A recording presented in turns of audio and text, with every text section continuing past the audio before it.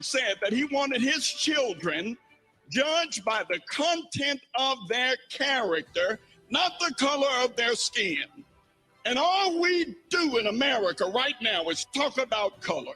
Every issue is about race, it's about color. Instead of us sitting down at the table like men and women of common sense and common justice, and understanding that our enemies are looking with a greedy vigilance upon us as we tear ourselves apart eternally.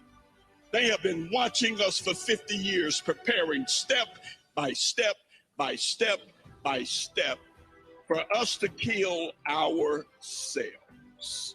And I may not be back here next year. And I'm sure everything I say is going to be misconstrued and misquoted and used against me in November. Fine, because I stand for my father's legacy. I stand for the men and women who acted like they had some sense and some courage and changed this country by being men and women who stood for something. If we don't start standing for something, don't you know that the people who are looking at what's happening in Washington, in Detroit, in Portland, in Seattle, they're getting emboldened because we act like a bunch of punks, too frightened to stand up and protect our own stuff. You tell me that somebody got the right to tear down property that Tennessee taxpayers paid for? That American taxpayers paid for? And somebody has the right to destroy it, deface it, and tear it down? What kind of people have we become?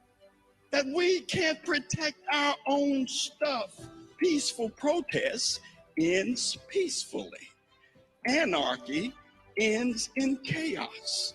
And what we see happening right now, any of us with any common sense whatsoever, know that what we see is not peaceful. So we can continue to fool ourselves and mix with words and use rhetoric and public relations in order to frost this stuff over and put a nice picture on what we see that is frightening.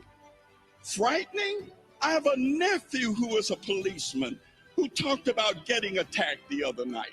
You're telling me that somebody has the right to throw feces and urine in the face of those that we as taxpayers pay to protect us, and that's okay? What has happened to us? If we don't get this right now, I've got grandchildren. I don't want to see the country we're going to have 5, 10, 15, 20 years from now. If we don't start acting like we got some guts. Tal parece que estas declaraciones no gustaron a los representantes del Partido Demócrata, dado que el mismo fue excluido de la interna electoral para noviembre.